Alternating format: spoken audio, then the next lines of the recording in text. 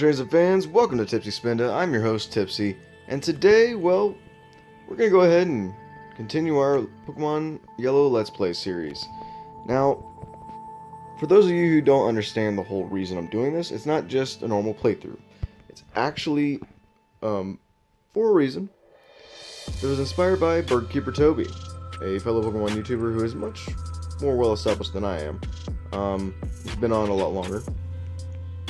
And by the way, thanks Birdkeeper Toby for the shout out. It's much appreciated. But anyways, the reason he is the inspiration for this is he came out with this video, which is basically his interpretation of the Pokemon multiverse theory. And he placed Pokemon Yellow and Pokemon Crystal on the same timeline. And so I decided, you know what, maybe it'd be a cool little mini-series if I go ahead and do a little Let's Play of both games in succession. So I'm going to play Pokemon Yellow with a certain set of rules, and then once I'm done with Yellow, I'll do a Pokemon Crystal playthrough. Speaking of the rules, let me go ahead and show you guys. In case you forgot, rule number 1 is I can only own one glitch Pokemon, which by the way has already happened. If you want to understand that, go ahead and watch episode 1 if you haven't already. Rule number 2, I can't catch any Pokemon over level 10. That means I can't throw a Pokeball at one. Can I get one as a gift? Sure. But should I be throwing a Pokeball at them? No. Rule number 3, I can only own a total of 6 Pokemon, period. Which means, other than the 2 that are already on my team, I cannot add another Pokemon after I've already caught 4 more. So, yeah, I can only catch 4 more Pokemon. And rule number 4, all rare candies must go to Pikachu. Nothing else, until Pikachu hits level 100, which I doubt will happen in this playthrough. And you know what? Now that I think about it, I need a cutter. None of my Pokemon that I have on me can learn Cut. Not Pikachu, not Gengar, and nobody. And for those of you who are wondering how I got Gengar, that's the glitch Pokemon I got. It's not a trade, it's not a cheat, it's just a Pokemon that I got via glitch. If you want to know how this happened, especially since it's a level 100, and actually obey me even though I only have 2 badges, go ahead and check out my my previous video, episode 1. That'll tell you everything you need to know. Now because I need a cutter, I'm going to, because it's the only way to access Lieutenant Surge's gym, I'm going to go ahead and get this guy's HM for Cut by rubbing his belly. Which, now think about it, is kind of weird. Why is an 11-year-old kid rubbing an old man's belly and then being paid with an HM? What's up with that? Well, anyways, let's go ahead and leave here so we can get our cutter. Which, by the way, will end up having to be Bulbasaur because, let's face it, it's pretty good. And while I initially didn't want to get Bulbasaur, it's either going to have to be that or I catch a Spearow and trade it for a Farfetch, which I'd rather not do. No trades.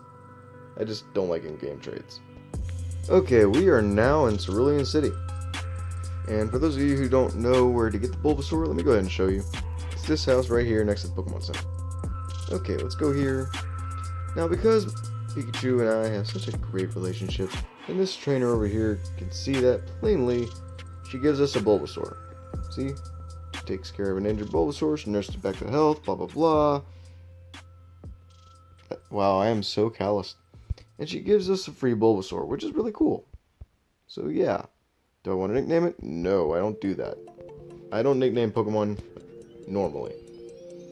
So now let's go ahead and return to Vermilion City. After we teach Bulbasaur Cut. So let's go here. Oh yeah, I still got the nugget I need to sell. Alright, so we're gonna go ahead and teach Cut to Bulbasaur. Yeah. So now that we're back in Vermilion City, we're gonna go ahead and heal up our Pokemon because that's what we do. We make them battle and then we, heal them, so it's okay. It's not cruelty, it's a mutual relationship. Yeah. It's mutually beneficial. Symbiosis. Here's your vocabulary word for the day. Symbiosis. Google it. So off screen we did a little bit of grinding for Bulbasaur. So we're going to go ahead and have him use cuts. Instead of him being a level 10, he's a level 13. So he knows Vine Whip now. So that's nice. We're also going to go ahead and battle all the 3 trainers here. Now, in this gym, there's a little obstacle that can be a little annoying, and that would be the trash cans. See,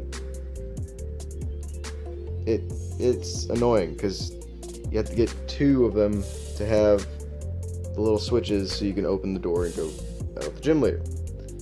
Now, because my Bulbasaur is nowhere near strong enough to challenge even one of these gym trainer Pokemon, we're just gonna switching him with Gengar. Because Gengar's level 100 and can just easily one-hit KO everybody. So yeah, so in this cannon, in this little mini cannon we have here, Red has an overpowered Gengar and a severely underpowered everything else. But you know, that's okay. Because if you watch the original anime, Ash had a freaking Charizard by this point, if I'm not mistaken. Or no, he had it later on. Forgot about that. Still though, like, y'all know how it is. Oh, and yeah, so in Gen 1 there's no steel type, so Magnemite can actually be hurt by simple Mega Punch. Because normal type moves aren't weak to electric types. Or sorry, aren't resisted by electric types. They're resisted by steel types. Yeah. So I'm gonna do the switch part off screen just for the mere fact that it's kind of annoying and can take a while. You know, it actually didn't take me near as long as I expected it to. So yeah, like literally 6 tries and I got it. Neat.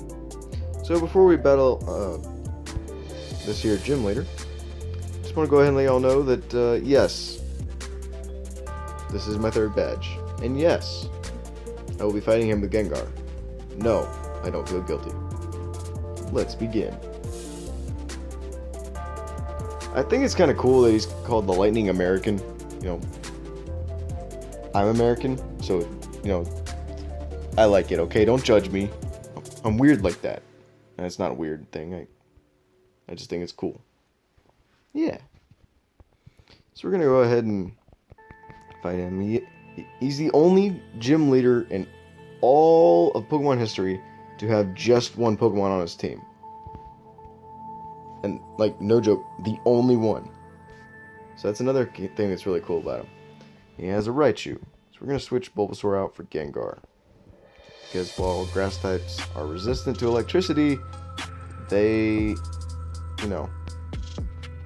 they're not immune to normal type moves like that Mega Punch you just saw that didn't do anything. But we're just going to Mega Punch him right back. Because there are no abilities in Gen 1 or 2, which means we don't have to worry about paralysis, and it's a one-hit KO, so, yeah. Oh, snap! Bulbasaur's already at level 16, which means we're going to let him evolve. Because we're not going to be like Ash and, not evolve our Pokemon. That's just dumb. Plus, we just got the Thunder Badge, so that's nice. Alright, so Bulbasaur is evolving.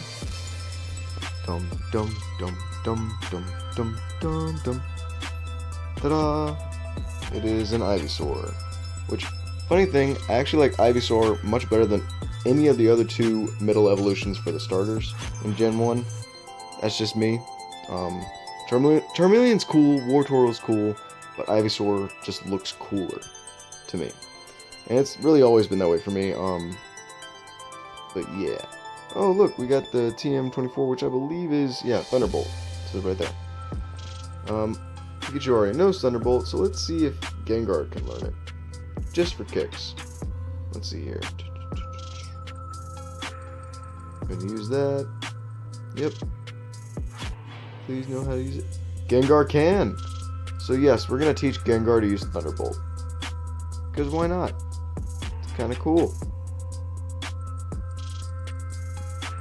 Because no, we're not actually going to add Jolteon to this team. So no, there will not be, repeat, there will not be a an evolution on this team either, like at all. Because I plan to have all 6 Pokemon on my team before, repeat, before we go to Celadon City. Hopefully. Actually, no, now that I think about it, that won't be possible. So scratch that, won't be doing that. But I'm still not putting Eevee on this team. Just for the mere fact that, our rival, Blue, has an Eevee. And I feel like that might be a bit of a cop-out. You know what I'm saying? Yeah. Plus I already have an electric type. And I will already have a water type. And I'm not sure about a fire type. We'll see. We'll go ahead and heal up our Pokemon here. Alright, we're ready to go. Let's go down here. Doo-doo-doo. Hey look, there's the officer lady. Representation of Officer Jenny. You got the Thunder Badge. You must be a good trainer. Just caught a Squirtle that was always getting into trouble. Mischief. Jeez. Yes, I'm taking the Squirtle because Squirtle is a superior... Blastoise, which Squirtle will eventually be, is a far superior alternative to, say, Gyarados or Lapras. So no, Lapras will not be on my team. At least for the time being. So this means that we officially have 4 out of our 6 Pokemon so far. And yes, I just saved on screen. So, this means that our Eng team, at least for now, will have a Venusaur, Gengar, Pikachu, and Blastoise. Current team, Ivysaur, Gengar, Pikachu, and Squirtle. And eventually we do plan to add Aerodactyl to the mix. So we're going to go through the Diggless Cave. Just to go ahead and get that out of the way. Oh dear. We're just going to switch train here. In fact, we're just going to go ahead and do a little bit off-screen grinding on here. Okay, so we're out of Diggless Cave. We're going to go down here. See this house here? If you like doing the in-game trades in Pokemon Yellow, all you need is a Clefairy. There's a guy in here who will trade you a Mr. Mime for it. Now, just for the mere fact that I'm not going to go and catch a Clefairy, we're not going to have Mr. Mime on our team. It's just how it's going to be. Actually, you know what? Scratch that. We could add Mr. Mime onto this team, but I'm kind of worried about the whole owning 6 Pokemon only thing, because I would have to catch a Clefairy. So, I'm going to leave it up to you guys. Do y'all think I should get a Clefairy and then trade it for Mr. Mime, or would that be breaking the rules? I'll let you guys decide in the comments below, and then next week, when I come out with the next episode, we'll figure out whether or not we're going to get Mr. Mime. But for now, we're going to go ahead and pick up our esteemed,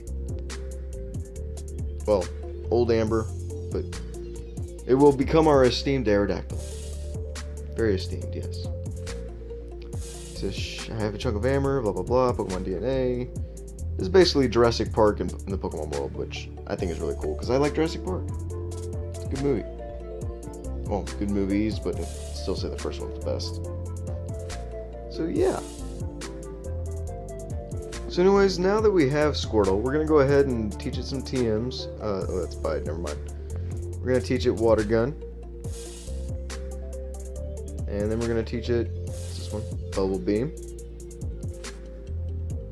Which, yeah, we're going to get rid of Bubble with Bubble Beam.